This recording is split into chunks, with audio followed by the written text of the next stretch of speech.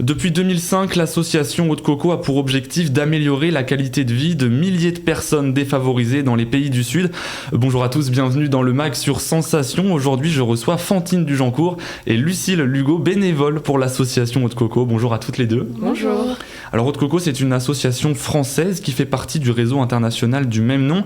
Ses missions sont assez variées, mais son principal objectif reste de lutter contre l'extrême pauvreté et les inégalités à Madagascar et au Cambodge particulièrement.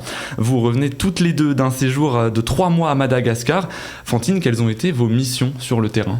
Alors dans un premier temps, on s'occupait de la communication. En effet, on a dû produire des images et des vidéos sur tous les projets que l'association Eau de Coco peut avoir à Madagascar.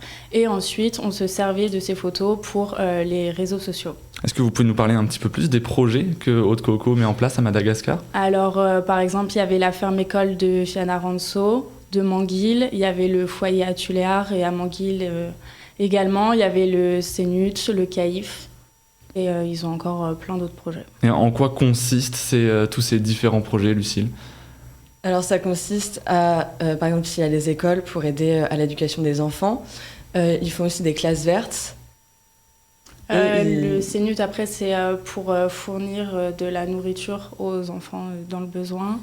Et ils font aussi des sensibilisations sur les femmes et les enfants pour leur apprendre à lire, à écrire et leur faire des sensibilisations sur l'hygiène, la contraception, les grossesses, etc. Et le slogan de l'association, c'est d'ailleurs l'éducation comme moteur de développement. Qu'est-ce que cela signifie pour vous ? Je pense que c'est vraiment axé sur les enfants pour qu'après, dans le futur, ils aient un meilleur futur. Et du coup, ils partent de la base pour... Alors, vous évoquez aussi donc, un travail de communication autour de tous ces différents projets. Qu'est-ce qui vous a marqué lorsque vous êtes arrivée sur place, Lucille ? Alors, ce qui nous a marqué, en fait, c'était vraiment un choc culturel. Et pour vous dire, quand on est arrivé à l'aéroport, on a pris notre taxi pour aller à notre hébergement à Tana. On n'a pas dit un mot tellement on était choqués en fait, de ce qu'on voyait, de la différence par rapport à ici et la France, même si on est beaucoup préparé, de le voir. Voilà, c'était vraiment... Ouais, il y a un réel décalage entre les deux et donc... C'est impressionnant. Et qu'est-ce qu'on ressent lorsqu'on arrive dans une zone ? Parce que vous dites que vous étiez préparé à vivre ce dépaysement, vraiment ce choc culturel. Qu'est-ce que l'on ressent quand on arrive Je vous avoue que la première chose que j'ai ressentie, c'était de la peur. Je me suis dit, qu'est-ce que je vis ici ? Et au final, on s'adapte en fait à la culture, aux personnes et... Voilà, ça reste une expérience incroyable. Alors, vous êtes rentrées toutes les deux il y a environ 2 semaines. Aujourd'hui, avec toujours... vous n'avez pas eu le temps de prendre beaucoup de recul, mais qu'est-ce que vous retenez de cette expérience sur le terrain ?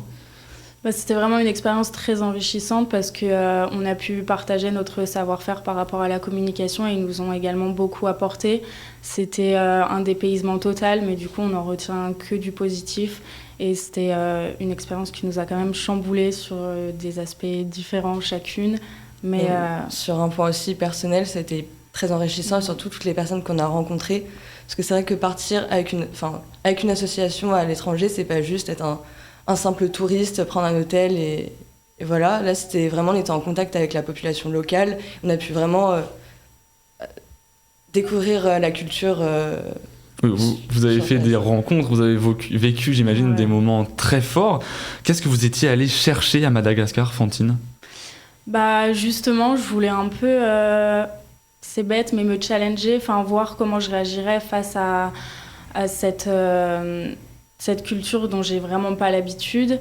Et je voulais voir de quoi j'étais capable. Et on m'avait beaucoup vendu ce partage entre les deux cultures. Et donc, je voulais partir, tout simplement. C'est aussi donner un peu un sens à sa vie quand on est un peu perdu. On se dit, on va s'engager dans une asso, surtout une asso comme celle-ci, où c'est vraiment des causes qui nous tiennent à cœur sur l'éducation, sur les enfants. En fait, c'est une cause auquel on peut se retrouver, en fait.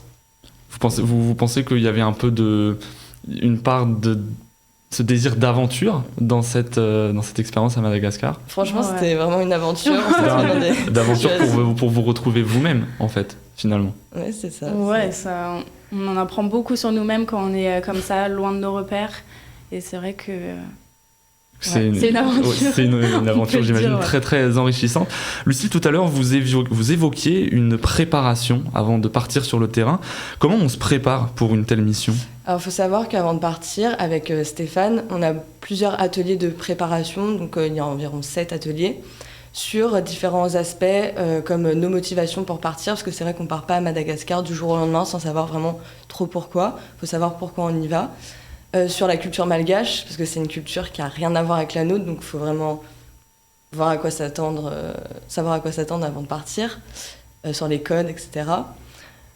Sur ce qu'on va voir sur place, c'est vrai qu'on peut voir des choses assez choquantes, ça dépend de la nature dans laquelle on est, donc c'est important de se préparer, et même si on s'est préparé, qu'on a regardé des documentaires ou quoi que ce soit, quand on l'a en face de nous, ça n'a absolument rien à voir, donc c'est vraiment une étape importante avant de partir et qui prend au moins 6 mois, il me semble, avant de...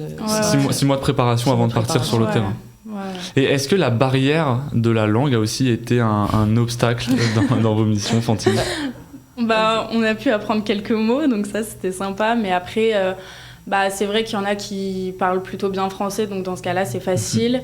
Mais avec les filles du foyer de Tuléar, avec qui on a passé pas mal de temps, c'est vrai que des fois, ça pouvait être un peu un obstacle, mais on s'en sortait toujours. Et quand on leur proposait des activités, on leur expliquait avec des signes. Enfin, on s'en sortait toujours relativement bien. Alors une question un petit peu personnelle pour vous, Lucille, parce qu'on a évoqué les raisons de pourquoi vous étiez allée à Madagascar. Plus globalement, pourquoi avoir décidé de devenir bénévole pour De Coco ? Qu'est-ce qui vous a motivé à rejoindre l'association ? Alors franchement, devenir bénévole, en fait, ça nous est un peu tombé dessus. Faut savoir qu'on est en 3e année à l'ISCOM, qui est une école de communication et de publicité. Et on devait partir à l'étranger cette année.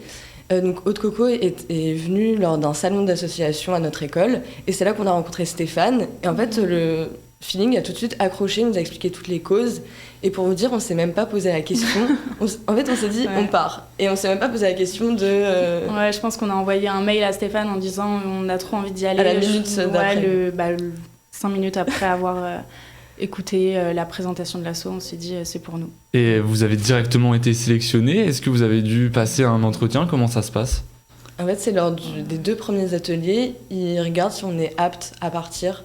Donc sur certains critères que je n'ai pas forcément, mais...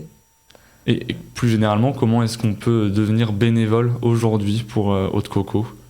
Alors, il y a plusieurs manières de devenir bénévole. Déjà, on peut s'impliquer en partant comme nous, on l'a fait, mais après, on peut aussi rester à l'échelle de la France. Et on peut également être donateur, parrainer une école ou quoi que ce soit. C'est vraiment large. Et pour en savoir plus, vous pouvez aussi nous rencontrer le 9 et 10 juin, donc à l'association à Rouen, où ce sera une rencontre entre des anciens bénévoles, des bénévoles actuels et, si vous voulez, des futurs bénévoles. Ouais. Alors, même si son principal axe d'action reste l'éducation, Haute Coco investit également les volets environnemental et social. Fantine, en quoi ces 3 axes sont liés ?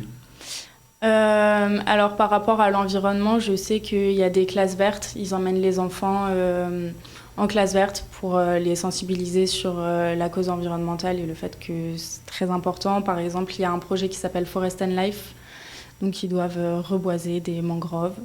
Après, c'est social ? C'est ça, tout à fait.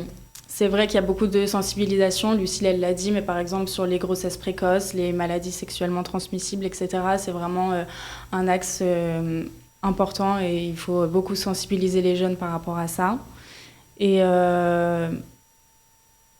Lucille, selon vous, en quoi cette association est essentielle ?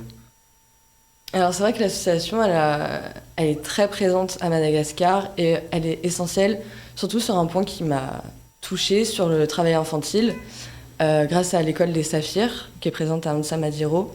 Donc grâce à cette école, il y a beaucoup d'élèves qui sont scolarisés, parce qu'il faut savoir que quand on est enfant à Madagascar, le plus souvent on travaille pour pouvoir subvenir aux besoins de la famille.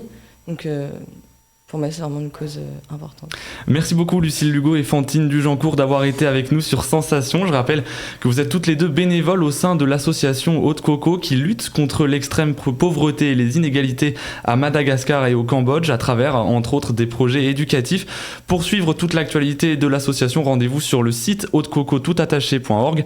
C'est la fin de cette émission. Merci de l'avoir suivi. Vous pouvez la retrouver en podcast audio et vidéo sur notre site et notre application Radio Sensation.